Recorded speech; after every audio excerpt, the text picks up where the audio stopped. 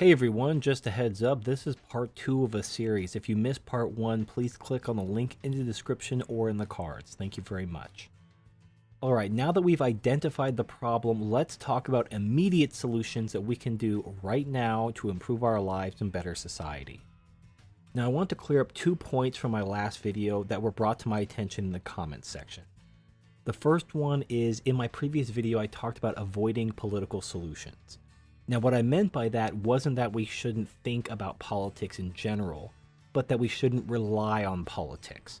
This is the problem the men's rights movement gets into. They rely on some sort of political reform. They're waiting for some politician or some political movement to take their issues seriously, which is not going to happen.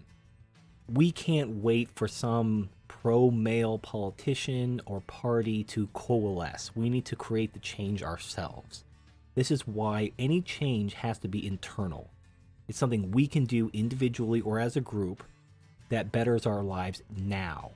Supporting this politician or raising money for this cause doesn't really do anything to better your life. These are political solutions, and while they may have a place in the larger scheme of things, we shouldn't rely on them. And that's the point I wanted to make. The second point that was raised was that I ignored the issue of the male sex drive. This is important because I did focus a lot on the value difference between a sperm and an egg. This is actually a supply difference. Because there are so many more sperm produced by a man than eggs by a woman, there's naturally less supply for a woman's eggs. Less supply means higher price. However, it gets worse. Because the males have a greater sex drive than the females, this actually increases demand for the females even more. And this has been proven in studies by homosexual and heterosexual couples. Gay male couples have far more sex than heterosexual couples, which have far more sex than lesbian couples. Lesbian couples actually have the least amount of sex of any kind of couple. So men actually get it coming and going, pun intended. Not only are the sperm worth less than the egg because of supply, but the males actually have a greater sex drive than a woman, which increases the woman's price even further via demand. So according to the laws of economics, price equals the intersection of supply and demand. And the women benefit both ways. Their eggs have greater value due to supply, and the sex drive gives them greater value due to demand. So I didn't mean to ignore the male sex drive, I just felt it went without saying, which is why I didn't bring it up. Anyway, having cleared those things up, let's move on to today's video about the things we can do right now to better our lives. So let's list some of the negative aspects of living in a gynocentric society. These include things like biased marriage and divorce laws. The fact that a woman gets half your shit upon divorce, she gets your kids, half your pension, retirement. In addition to that, you also have things like a woman can sperm jack you. She can take your sperm without your consent, there's nothing you can do about it. You're still liable to support her and her children, even if she used fraud or deceit or outright theft to get pregnant. In addition to that, now you have yes means yes and regret rape, where you can have sex with a woman, consensual sex, and down the road she may decide that you raped her, and then she has you on the hook. You have to prove your innocence somehow, which is impossible, and then you're screwed. And it's basically a shakedown. You can pay her off or whatever, I don't know. I mean, Bill Cosby's fighting this battle right now, because decades later, now the definition of rape has changed, he's fucked. In addition to these problems, you also have things like the fact that a woman can physically beat on a man, and the man can't even defend himself. Should he attempt to defend himself, he becomes the aggressor. And in fact, it's even socially looked down upon for him to even turn the woman in for assault.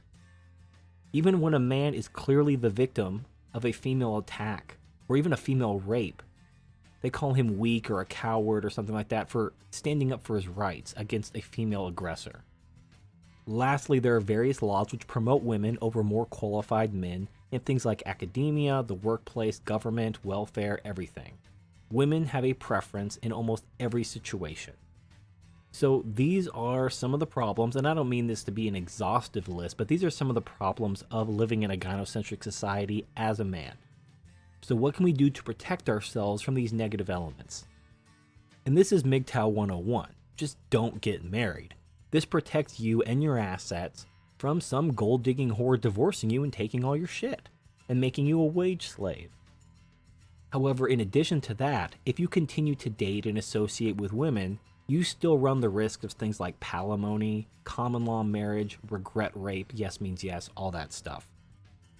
An ex-girlfriend can accuse you of raping her, destroy your career, hold your money hostage, blackmail you, extort money, whatever. And there's nothing you can do about it because you are guilty until proven innocent as a man.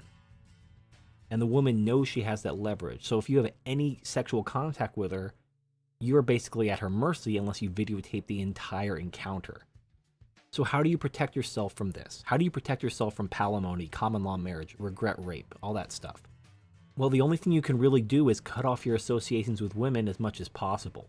This is what's known as becoming a MGTOW monk. Now, this isn't for everyone, and I'm not one of those people who say that if you're not a monk, you're not a real MGTOW. I do respect individual concepts of self-actualization, but you have to understand the risks you're taking by continuing to date and associate with women. Now, if you understand these risks and you continue to associate with women, at least have some situational awareness. Be careful. Carry around some extra condoms, use as decoys, fill them with horseradish sauce. Protect yourself, because these women are out there and they will destroy your life if you let them. Now, let's say you are a MGTOW, you've committed never to get married. You are a MGTOW monk, you don't even date anymore. You are still not protected from the anti-male bias that exists in society. Women are still going to be promoted over you in certain careers. They're going to be protected by various welfare programs that are only available to women, while no welfare programs are available only to men. There are going to be all these ancillary times in life where you as a man are going to be disadvantaged strictly because you're a man. Because society goes out of its way to protect and provide for women. So how does a man address these issues? These are societal issues. And no matter what a man does in his personal life, whether he commits to never get married, whether he cuts off association with women, what can he do to protect himself and compensate for these issues? Well, there actually is something that you can do. Now, in one of my older videos, which was published March 1st, 2015, I talked about that as a response to a possible upcoming bachelor tax. Men could claim to be transgendered lesbians, and this would protect them from this bachelor tax. Now, the problem with that, and someone brought this to my attention, is it really wouldn't work for a bachelor tax, because they already discriminate against people who are born male, whether they're transgendered or not, from selective service. If you're born a male and transition to a female, you still have to register for the draft. And if you're born a female and transition to a male, you're still exempt from the draft. So the government has already set the precedent that how you're born and what you identify as has no bearing on the law. So I don't think this will affect any sort of bachelor tax, which may or may not be coming down the pipe. However, that's not what I want to talk about. 2015 was an amazing year for stupidity. And this idea of identifying as a transgendered lesbian has actually taken not a different form, but a different purpose. Because this actually solves some of the remaining problems of living as a man in a gynocentric society. Now, originally this idea was admittedly more of a joke than anything. However, I'm not the only person who came up with this. There was another YouTube channel called Illuminatus Pythagoras, and he made a video called Straight White Males Who Identify as Lesbian Black Females. The fact that this idea has occurred to different people who are unrelated to each other who are observing the same things shows that this idea has wings. But I want to expand on that. Several times when talking about how to defeat feminism, how to engage with feminists, I've made the point, I don't know if I made it into a video, but I have talked about this in the comment sections of my videos. You cannot use reason and logic to defeat someone who is inherently unreasonable and illogical. You can only out-crazy them. That is how you defeat someone who is illogical and irrational. You just out-crazy them. Now, how do you out-crazy feminism? You need to out-feminist the feminists. And you do this by using intersectional feminism, which apparently is being called fourth wave feminism now. I didn't even know there was a fourth wave.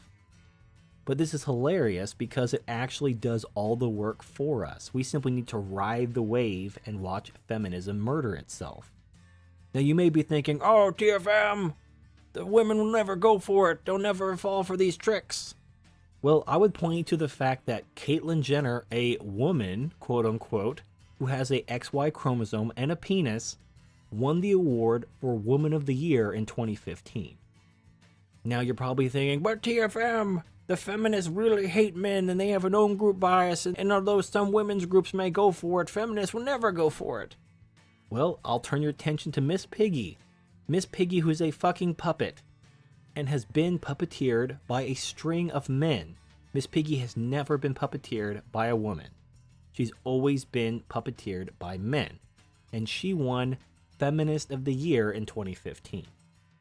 But then you're probably thinking, but TFM, you need to go see a psychiatrist and they need to diagnose you with gender dysphoria in order to be classified as transgendered. You can't just make this shit up and pretend that people will go along with it. And to that, I will point you to these two cracker McHonky white devils who pretended to be black and invented a term called race dysphoria, or I don't know, transracial. It's fucking horseshit. But here you have two white people who pretended to be black, claimed to be victims, and people went along with it. I mean, this one chick, she was on like a bunch of talk shows talking about how she's really black even though her parents are white. They didn't go to a psychiatrist and get help for their racial dysphoria. They just pretended to be black and went with it, rode that gravy train all the way to the bank. But then you're probably thinking, but TFM, there's gotta be some limit to this. You can't just make shit up like transgendered lesbian. That's just beyond the pale. Nobody's gonna go for it. And to that I'll point out, this old man, he played one. He pretended to be a 6-year-old girl and suck his thumb, and with a knick-knack paddywhack give a dog a bone. This shit lord is riding that gravy train all the way to the bank too. There's no rhyme or reason to this bullshit. And where did all this come from? Well, all of this came from this new development in feminism, this fourth wave called intersectional feminism. This wave of feminism is the mechanism whereby feminism will eat itself. And I wish I came up with that myself, but I didn't. I have said in the past that feminism is a self-correcting problem, but I was thinking big picture.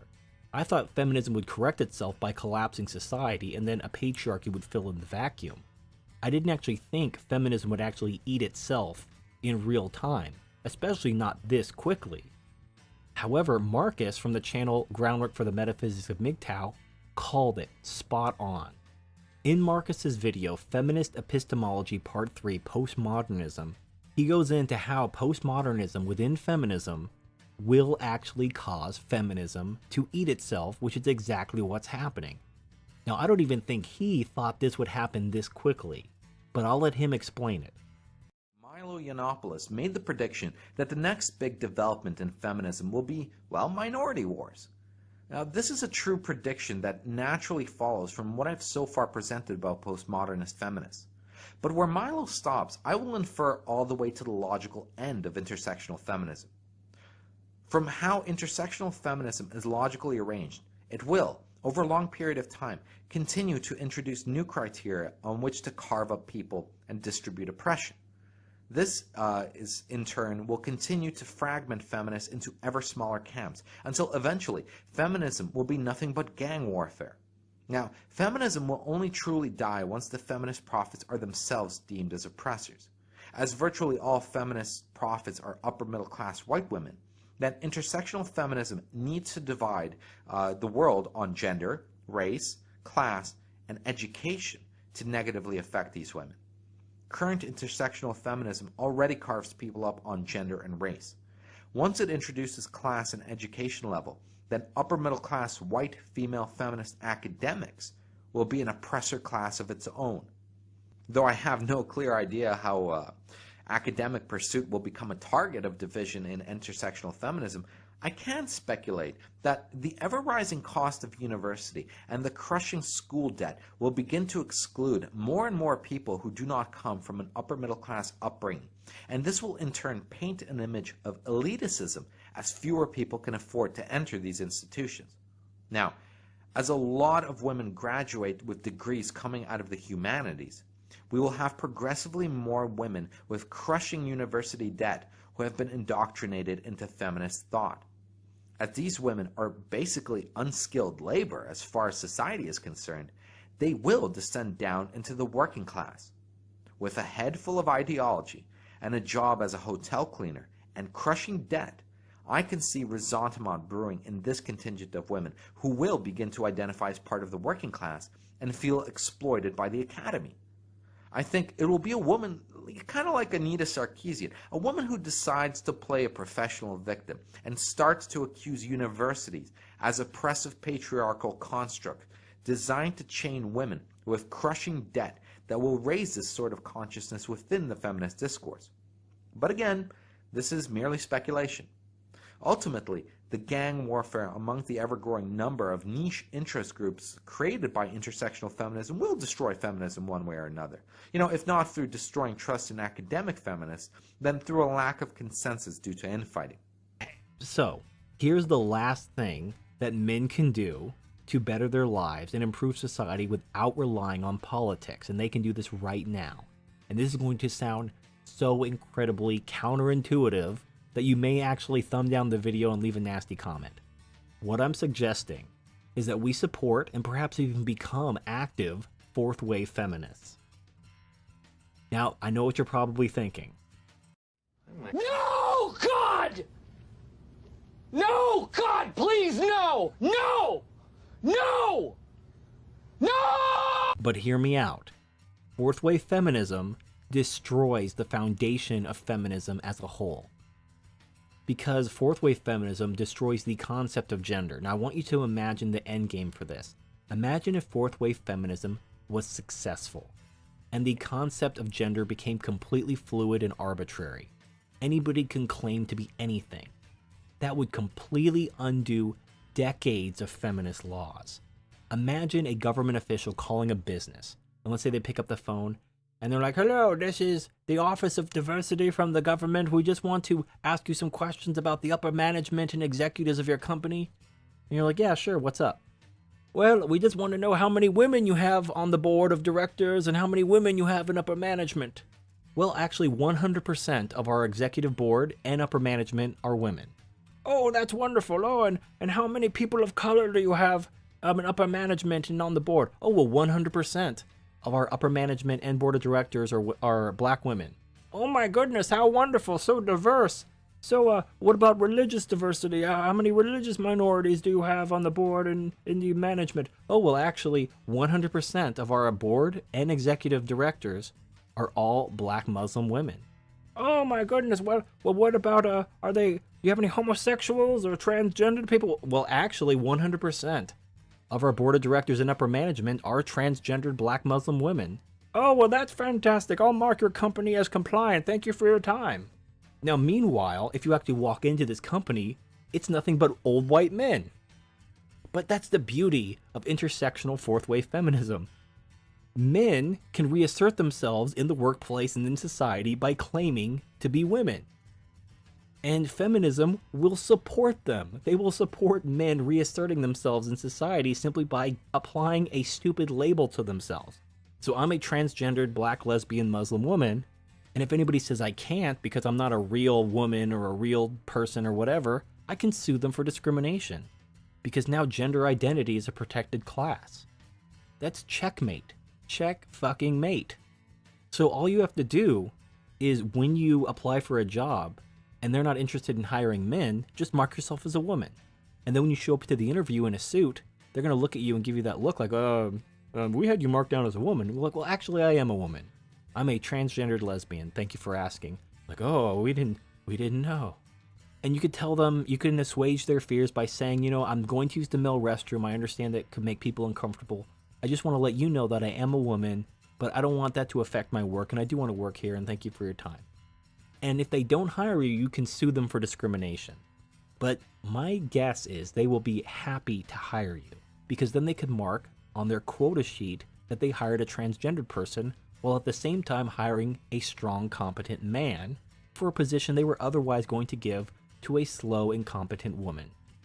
So again, you'll have these jobs where 100% of the workforce identify as women, and yet they're all going to be men. And the beautiful thing is, feminism will pat itself on the back like they accomplished the impossible, and all they did was move the chairs around. So, this is how we can defeat feminism. This is how we can make our lives better. And ironically, it's using feminism against itself. And this isn't even our doing. We didn't even create this. Feminists are doing this to themselves.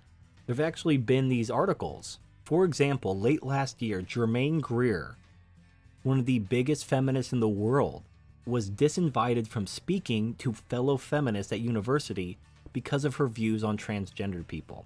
Because old school feminists are overtly misandric and have an openly female dominance agenda.